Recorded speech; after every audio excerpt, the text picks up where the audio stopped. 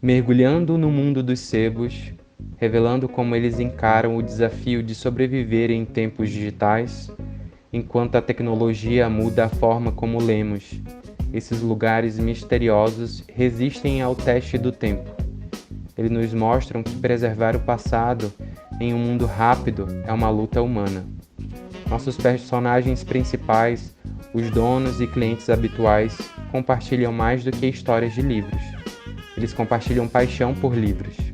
Estamos diante de um dilema profundo, onde passado e futuro se misturam em busca de algo maior.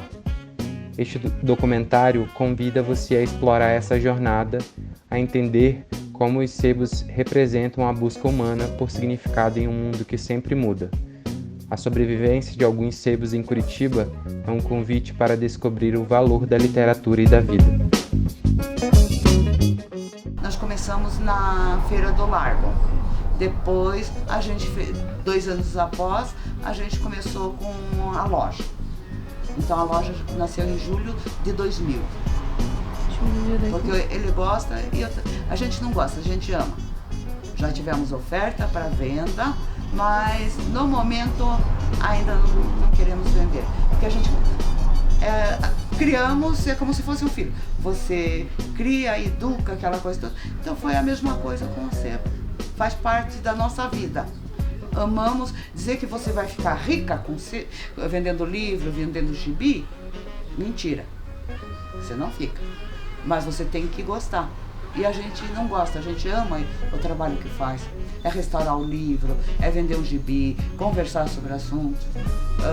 Estamos com vários amigos, então nos proporcionam bastante coisas boas.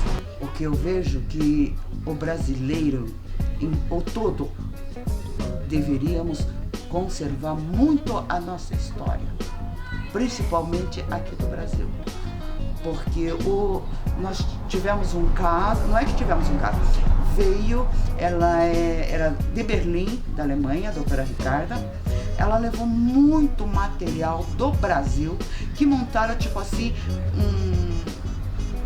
uma exposição sobre os gibis e revistas do Brasil. Ela nos levou revista Cruzeiro dos anos de 1928, gibi de 1908, 1911. Então essa é a nossa história, dos nossos desenhistas, como era na época muitos gibis que era sobre a nossa história, que foi desenhado à mão pelos nossos desenhistas. Isso é uma coisa maravilhosa. Nossa, que nós temos muita coisa. E temos um pessoal muito inteligente e criativo. E para você ver como o exterior valoriza as nossas coisas e nós brasileiros não valorizamos aquilo que nós temos e possuímos. E qual que é o papel da juventude em preservar essa história? A juventude não quer preservar. São muito poucos o que gostam, muito pouco. Mas são as pessoas, digamos assim, os avós tentando incutir para os netos a importância do passado. Que o passado foi muito melhor, as pessoas eram muito mais felizes que hoje. Hoje nós não temos quase pessoas criativas. Elas estão se baseando na criatividade do passado. No passado, os pais não compravam brinquedos para as crianças criavam seus próprios brinquedos. Os carrinhos de rolemã, e mesmo a criança, os pais não... Ele era desenhista, ele mesmo ia e fazia o seu próprio desenho, ele criava. Hoje nós não vemos mais isso. Hoje não existe mais criança que tenha a sua própria criatividade. Tudo através do computador.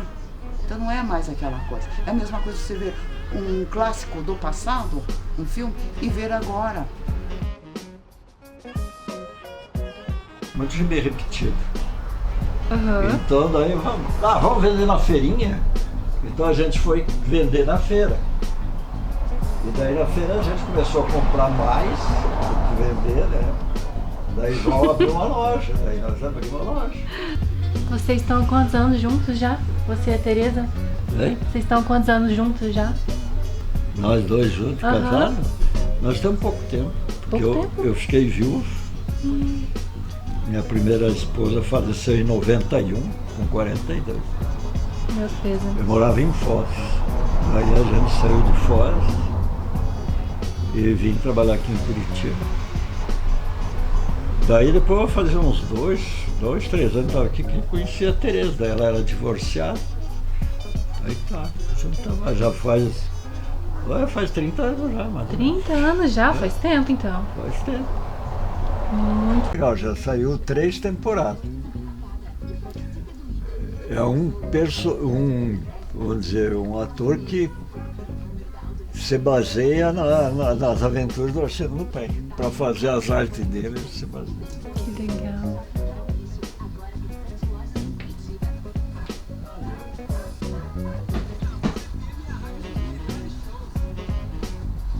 Na tentativa de divulgar um pouco os livros e as revistas que eram publicadas no Brasil.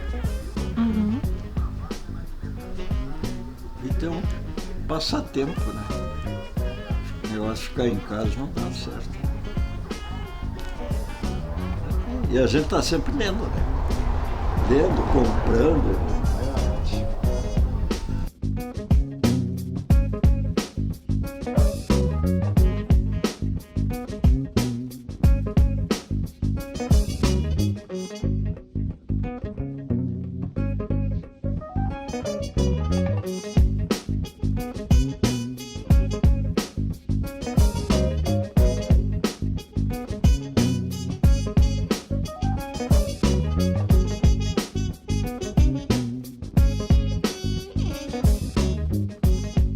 Eu trabalho com livro desde os meus 18 anos.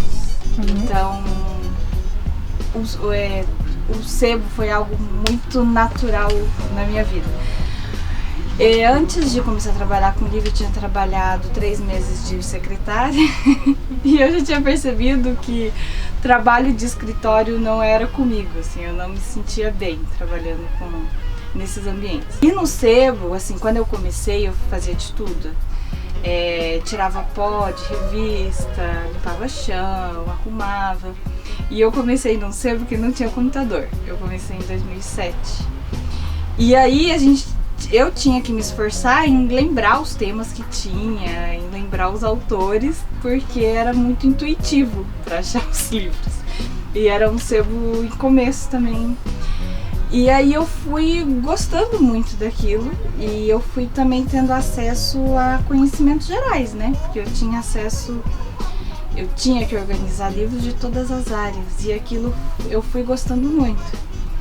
E aí com o tempo eu fui trabalhando em todas as funções.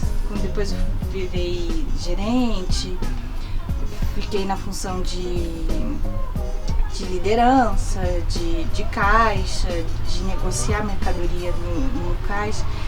E aí eu fui aprendendo tudo sobre...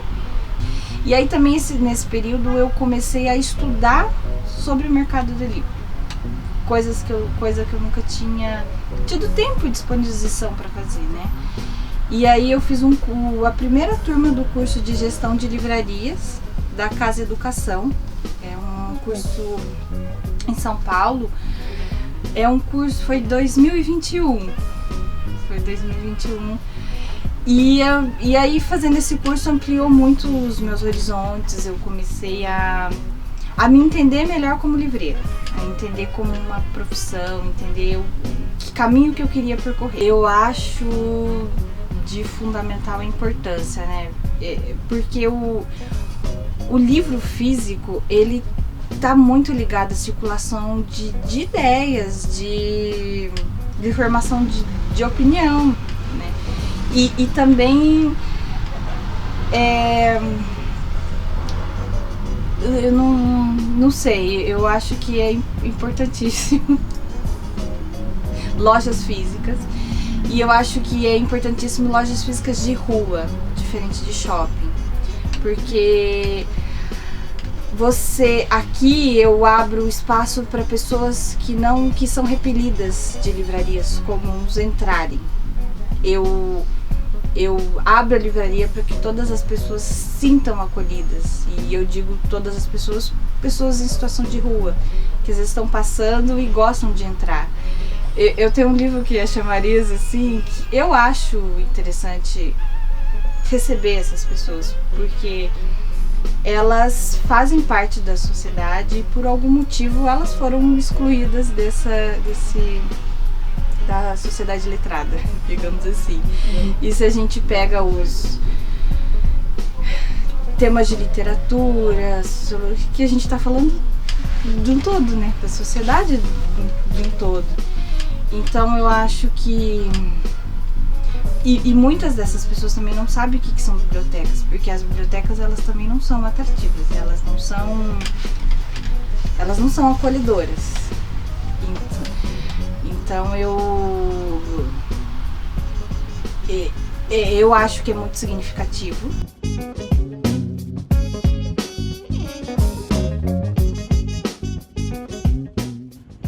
Eu acredito que a cultura do sebo, na verdade, sempre foi muito importante na minha vida desde criança, porque era uma programação que eu fazia com a minha mãe, com a minha família, assim. Então eu vinha com os meus primos ou só com a minha mãe mesmo para ir capturando gibis da Mônica, gibis da Disney, do Zé Carioca, do Pateta. E começou com muito dessa coisa de estar sempre no sebo e sempre vendo material gráfico, sempre vendo isso. Naturalmente, né, me tornei designer e eu acho que voltar pro sebo, ver esse material resgatado, né, que é geralmente antigo, mas tem material até mais atual que a gente acaba jogando fora e acaba indo para sebos, que são esses cemitérios assim de livros. Eu acho que a gente tem muito material que foi perdido e que dá para ser recuperado, assim. Eu acho que é muito importante, e aqui especificamente no Fígado, porque eles também têm uma variedade muito grande, tanto de livros que são históricos e importantes para literatura, coisas assim, mas também com revistas que eram usadas para informar o povo, como a Manchete, a Cruzeiro, a Para Todos, a Careta, sabe? Tipo, tem muita coisa que é muito brasileira também. Tem muito material de música, tem muito material de jogo, tem muito material de quadrinhos, sabe? Uma variedade muito doida, assim, que eu acho que me encanta bastante enquanto designer. Eu acredito que quando a computação vem para facilitar a nossa vida nas questões práticas, né? Então a gente não demora mais tanto tempo para criar uma ilustração, a gente não demora mais tanto tempo para gerar uma revista, para conseguir diagramar alguma coisa, a gente acaba se folgando demais em procurar com referências de coisas que já estão sendo feitas agora. E o sebo para mim é justamente fazer o contrário, em vez de você olhar um prato pronto, você olhar para os ingredientes de algo que pode ser construído. Então eu acho que a relação com a tecnologia que o sebo tem é muito importante. Eu acho que é de você conseguir de volta olhar para como as coisas eram feitas de uma forma prática, de olhar como que as coisas eram feitas com muito de repertório próprio. Tem muita coisa que era feita puramente por estética, que não tinha objetivo prático nenhum e que hoje em dia a gente meio que condena, né, pós-Bauhaus, pós-Brown, pós-Escola de No design a gente meio que condena isso de fazer forma pela forma e não pela função. E quando a gente vem pro sebo, a gente vê que no início mesmo da estética, no início das revistas, no início de muita coisa, as coisas eram feitas porque eram estéticas, porque precisavam chamar atenção. E quando a gente vai pro computador, a gente pode também ter essa mentalidade de fazer as coisas com algum objetivo, olhando para isso enquanto ingrediente e não enquanto forma final.